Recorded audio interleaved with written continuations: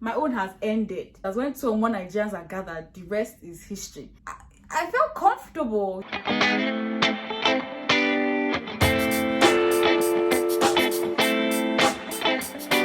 Hey guys, welcome back to my channel. I am Chimmy, like you guys already know. But if it's your first time here, welcome to the fam. I hope you guys are all awesome. So in today's video, I'm going to be sharing some very bad experiences that I've had flying and driving. So there was this time that I thought that I was going to die. This was like 2016. I think this was when I had just started driving. So I think my parents, I'm not a bad child, but my parents went out that day, and usually like my parents, like growing up, like when we had just started driving, they always wanted us to go out with like a driver or something. Like even though we learned how to drive, but they always wanted like a driver in the car. So there was this particular day that I just wanted to go out by myself. Like I wasn't going anywhere dodgy or anything, but I just wanted to go out without a driver in the car. Like I wanted to drive by myself. So that day, I remember that it was my friends and I, and we had something going on that evening or something. So we all went to like Tara. You know, Tara is at the mall, in Polo Park Mall in Enugu. See, the way I'm saying at the mall, as if I'm in Enugu. Tara is in Polo Park Mall in Enugu State, Nigeria. And we got our makeup professionally done, and we're just ready to go for this party. Man, they did not lie when they said don't snap and drive. Like don't, because that day we had finished, we all had our makeup done nicely, you know, we're ready to start going out. I was the one driving. This was with 2 other people in the car, right, while I was driving, somebody's children. I felt comfortable, you know, because I had been driving. I felt comfortable. But that particular day, my other friend was in front. I'm not sure. I really don't want to call names because I don't know if she'll be uncomfortable with that. But she was in front, and we were vibing, listening to good music, louding it, having fun. Continue. We were making a snap, and the next thing I just saw, in fact, it was as if it just blacked out. Like I just heard, like next thing, 2 cars just. It was not like a head-on collision, but it was like a side collision. Like I was moving. In fact, and now that I think about it, I feel like the guy that I don't even know who hit each other.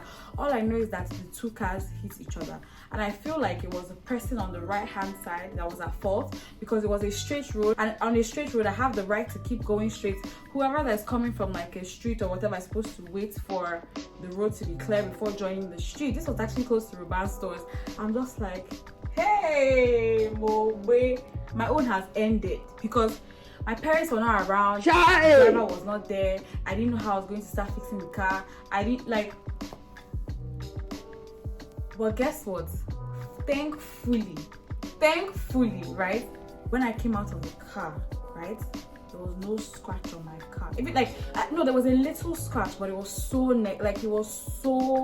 it wasn't an obvious scratch, like literally, like my parents would not have noticed, right? But then the guy that hit us, his side mirror broke. Jesus is I don't know Lord. which one is worse, because dealing with my parents, that's a different type of, you know.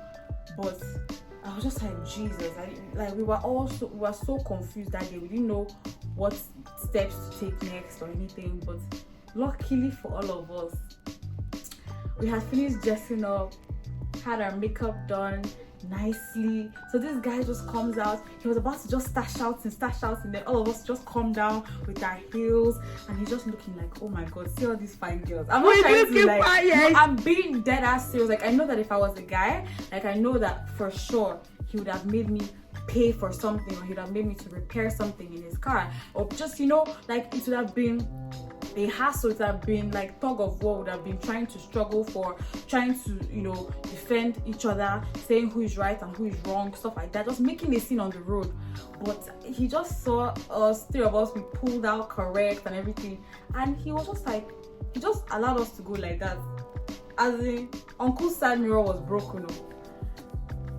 And the thing is, that particular spot was just a bad place to be at the time, because it was literally an area that I knew that my parents could easily just passing and seeing it, because like obviously Enugu is so small, and I just couldn't believe that I had gotten into an accident. And I was also very scared, you know, because Enugu is so small, like someone can literally like see you and call up your parents and be like, oh, you know, that kind of thing. So I was really uncomfortable with being there at that time, but thankfully Uncle just let us go, and that was how I escaped having to deal with all that drama of when you get into an accident in Nigeria, having to deal with my parents and losing my life, because it could have been worse, you know.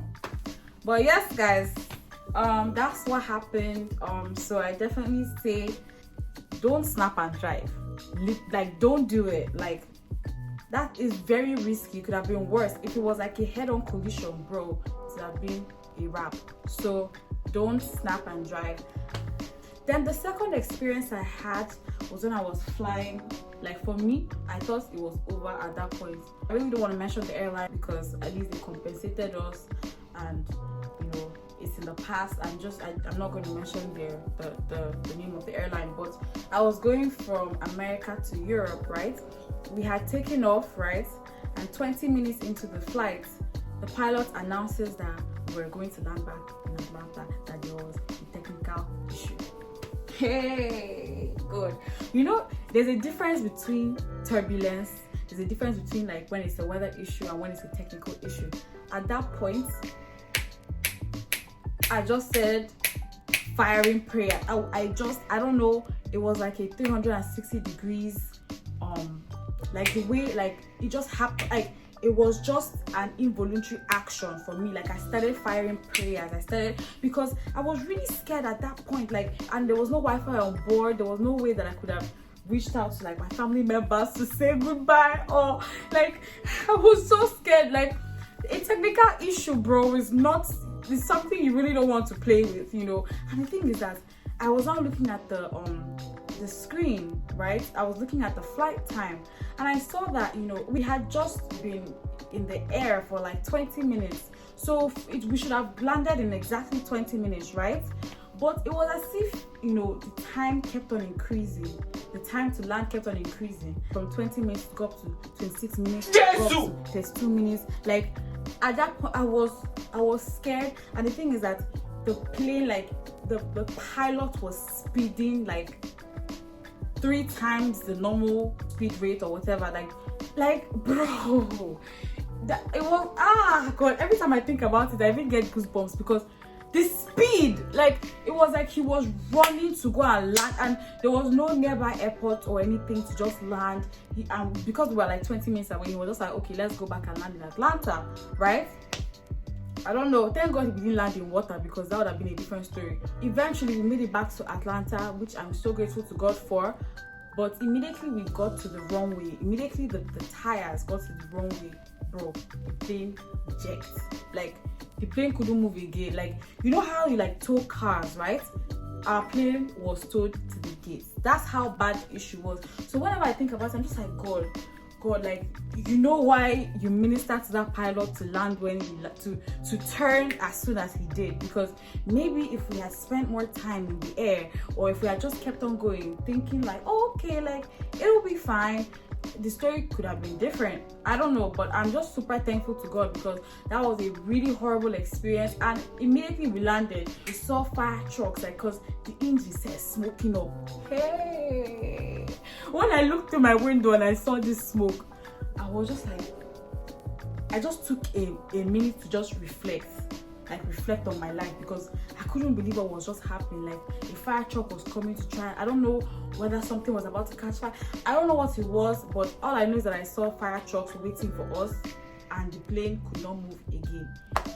Then we came out of the aircraft though. I was ready to take my leave. I wasn't having it that day. I was ready to just go back home. I didn't even want to travel again. They now tell us that they were repairing the plane. Like, it was a big airline. You'd expect them to obviously bring a new aircraft, but they did not. But they put us in like a hotel, pay for our transportation, pay for our food, like a 5-star, like a nice hotel. And the thing is, the hotel was in downtown, and I live in downtown, but I just said, you know what, I'm going to just enjoy the worth of this money.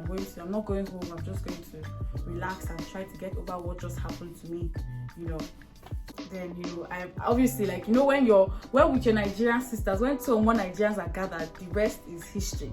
So with my fellow Nigerians on board, we could hear each other from a distance. We were firing prayers, we were calling on God's name, like we were really in the spirit. And God came through for us. God came through for us. You can't tell me nothing. He came through for us. He landed that plane safely, and all through the nights, because we were all like in the same hotel, so all through the nights we were just praying and just thanking God for what He had done for us, for sparing our lives and stuff like that. So yeah, and then the airline ended up compensating each passenger with about 650 euros. I don't know how much that is in dollars, but they knew they had to, because that was a really bad experience. And I'm pretty sure a lot of people would have even sued them for being traumatized and stuff like that. I was traumatized, I'm not even going to lie.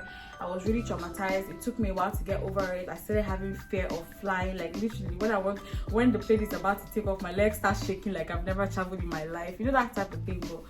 But you just you get up and keep doing what you're doing. I mean, like, that you had an accident doesn't mean you're not going to drive again, right? So that's what happened. It was a horrible experience. You really don't want to experience anything like that. The turbulence can be really bad. Turbulence can actually bring a plane down, but technical issues, if the engine turns off at that point, that's it, y'all going down. So yes guys, that's what happened to me. That's my story. I'm glad I'm alive to share this story with you guys. I hope you enjoyed this video. Share your stories with me. Drop all your stories in the comment section. Whatever bad experience you've had driving, flying, in water, whatever it is, share. I'll be happy to read them and respond to them. Guys, if you enjoyed this video, don't forget to give it a thumbs up, and don't forget to, and most importantly, subscribe. Like, what are you waiting for? Like, don't just pass by. Like, that's not cute. Like, don't forget to subscribe, guys, and I will see you in my next video. Bye guys.